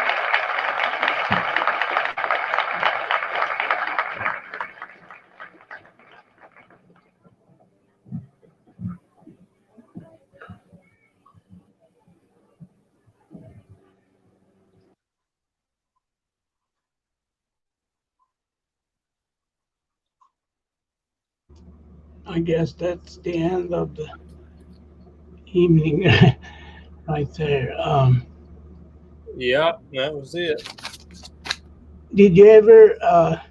I think you're right. I think that was Ralph Mayo singing, I mean. Yeah. Yeah. Well, Yeah, and they introduced Lee Allen too. That sung that one song. yeah.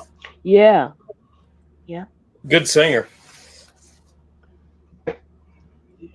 Yeah. Was he kin to Red Allen? Cool. Not that I He was know of. amazing. I sure did like Red Allen though. He's always been one of my favorites. Oh yeah. He was really, just really wide open. Yeah. Oh, he was. Kind of like Ricky Skaggs. You never knew what you were going to get. And so funny. Some of the stuff he said on stage was just hilarious. Really stuff that probably shouldn't have been said on the stage, but it was great though. You ain't never lied there. Yeah, there were a couple of things that made me blush, but yeah.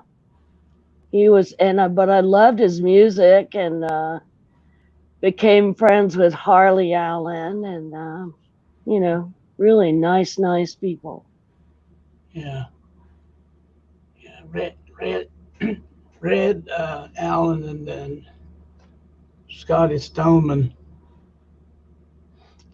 recorded some very powerful music. Stuff like Close By. Close By. And, Nice. Yeah, I always liked Red Allen with J.D. Crowe was always my favorite stuff that Red did. I liked it all, but that was a personal pick. Yeah. Speaking of hold on for a second. I'm gonna have a cough attack here. Hold on.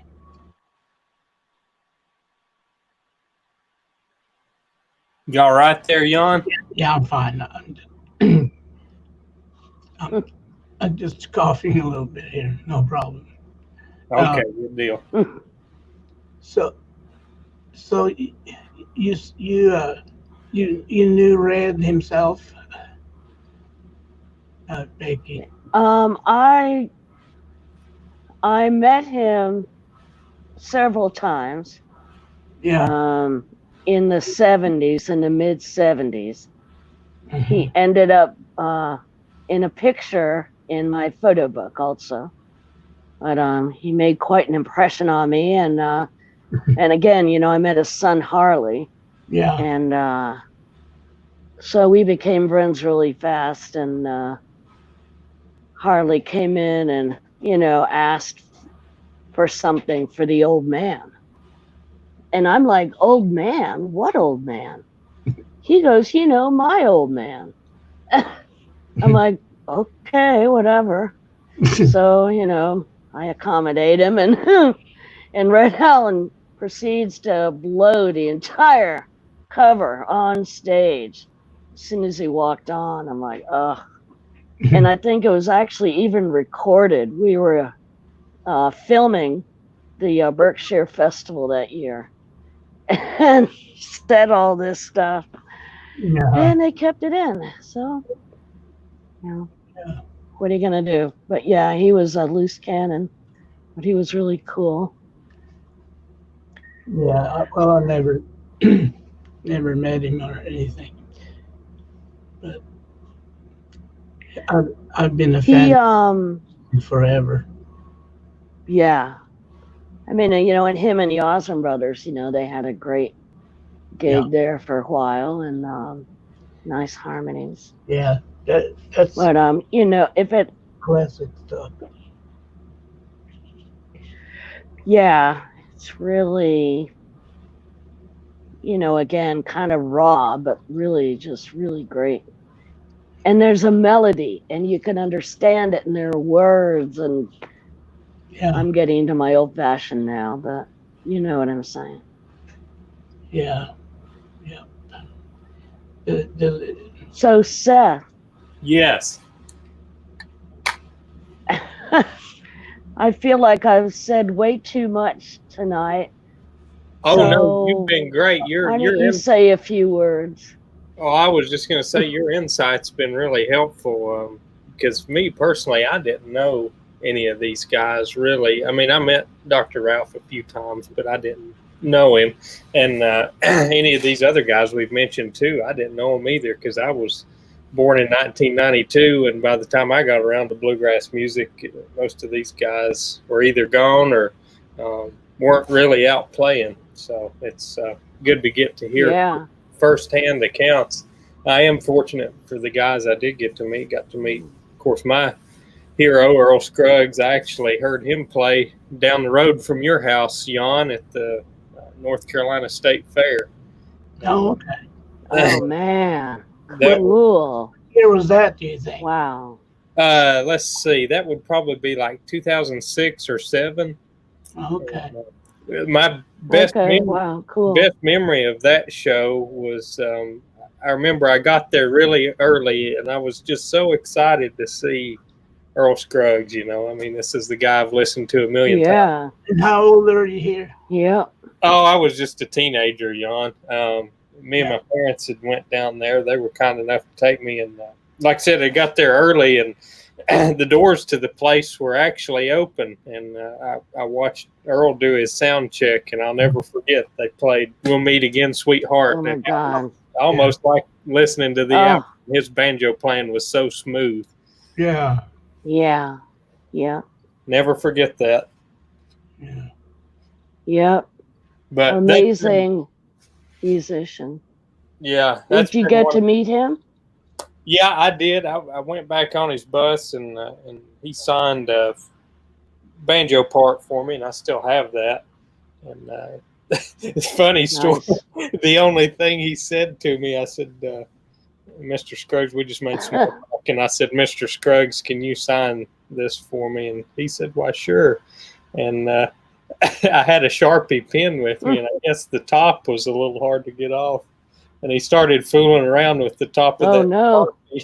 And he said, well, it'd be nice if I could get the top off of this bleep bleep pen. Oh, my God.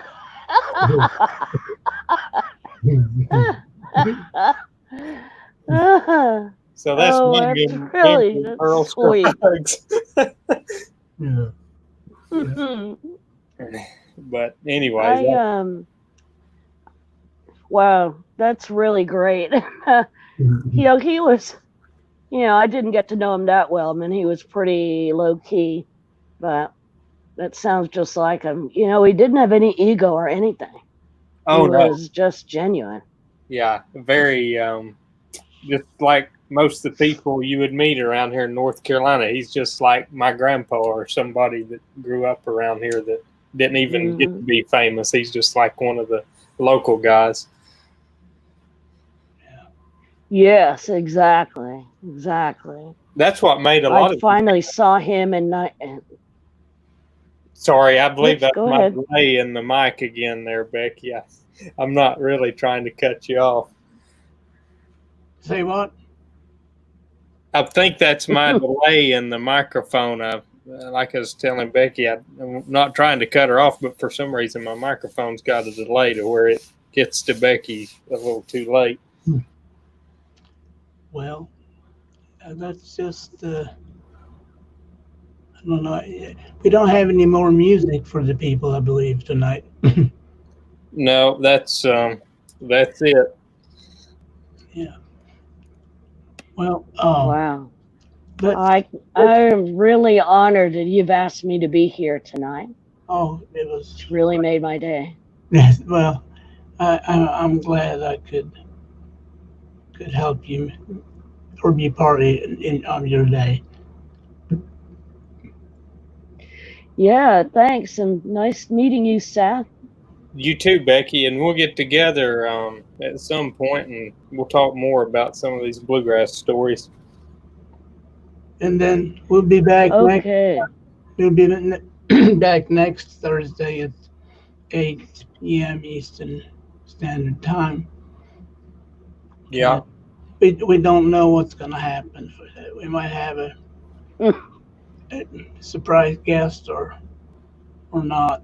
But we'll have something pretty powerful, I think. Yeah. I think we'll try to find a Bill Monroe show next week if that works. Yeah. Oh, man. Maybe Don't get me started on Bill Monroe now. There's some good stories about Bill. Before we leave, what's your best story about Bill Monroe, Becky? One that you can tell let's on see. Facebook. Oh, one of those. Okay. We tried to keep it family. Oh, darn. Oh, okay. Well, the very first time I ever met the father of bluegrass music was at the Berkshire Mountains Bluegrass Festival. And it was the very first time. And watched his set and came backstage to get his autograph. I got an album, I guess, of vinyl. And I brought it back there. And I'm standing at the, there's this, a platform. And there was, stairs at either end. And I was at like the closer end. But I was just standing there, and then this guy came up and was standing and got his attention right off. He was standing right in the middle of this platform. And he thrust his hand out, oh, Bill Monroe, so nice to meet you. And Bill came right up to the guy and at the very last minute turned and came over to me and shook my hand instead. and I was hooked from then on. Yeah. He goes, I'm Bill Monroe. I'm very happy to meet you. And that was the rest is history. Yeah. Yeah. That's great. Yeah. I don't have too many Monroe stories, but a few. Did you ever pick with him? Well, backstage at Dahlonega, Georgia, in 1986, at the nice the Bluegrass Festival there. Yeah. Nice. Well, it was sort of a very scary experience, I'm sure it was terrifying. I'd only been in this country for maybe a few weeks, couple of weeks, and oh my God. So this is, so coming from this total starvation as far as bluegrass goes in Sweden to wow, in the hills of Georgia, North Georgia there. That was quite a cultural shock, and that's where I first saw Monroe, the Tony Rice unit. Oh wow! Oh my God, they were wonderful. Yeah. Oh, all those festivals, Yeah. Something else, but my my Monroe story would be So we, I was just staying up and picking just all night long, and maybe I don't know, around when it got maybe 6 or maybe 7 o'clock in the morning, I didn't have more than like an hour of sleep. So somebody, That's the best kind. he said, "John, get up, get up. Monroe wants to talk to you." I said, well, Oh my God. I thought, well, I don't know what I would have said, but something that not so family style, probably. If you know what I mean. Come on, man. Come on, man. I mean, it's. I'm serious. Monroe wants to talk to you. Well, you know. Wow. So Amazing. so he so he said go and take a quick shower, and then I mean I was like just dumbfounded. I couldn't believe, but I went and took one of those northern Georgia hill style showers, straight from the mountain. Yeah. It was cold, Ice cold. It was it was so cold, but anyway, and then I said, get your fiddle. So we'd been drinking beer all night, Oh my God. probably moonshine too, So Oh no. I felt pretty bad, I'm sure I just smelled like alcohol. I can tell you that. Probably. That's why he wanted you to take that shower, boy. Yeah. No, I don't think that is. Well, I don't know. I probably did, but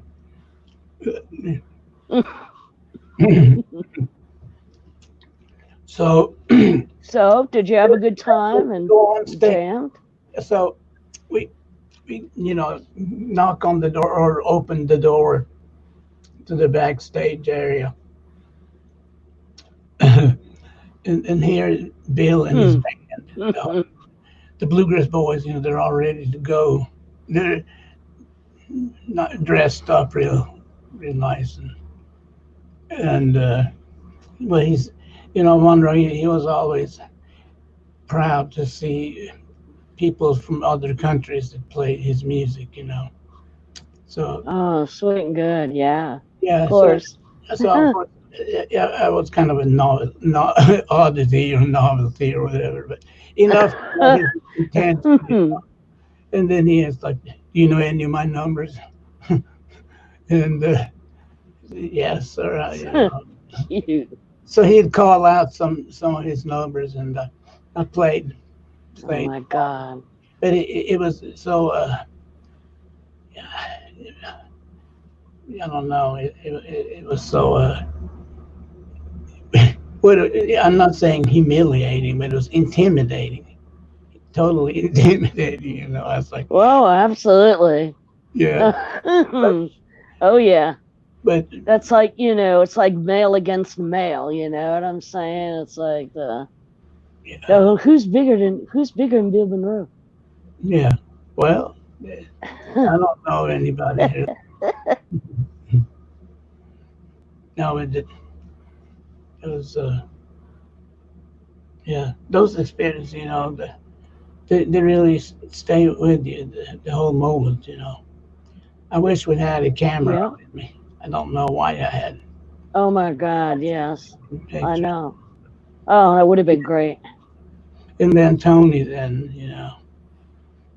first time too. Yeah. Yeah. Oh my God, he was amazing. He would play a lot up in New York. Our Northeast was really rabid. Our really rabid fans. Yeah. They still are, and they had money, and they put their money where their mouth was. You know, Uh-huh. they really, really supported the artists. And that's Yeah. why they like going up there. Yeah. So makes sense, I guess. You know, I asked James Monroe once Yeah. what he liked about playing up north, and he goes, well, he goes, when we play the songs, he goes, everyone would stop and they'd listen to every single thing we did. Hmm. I said, yes, and and then he looks at me and he goes, and then they'd explode. And they were screaming and yelling and clapping and oh man. I could just see it, can't you? God, they'd explode. Yeah.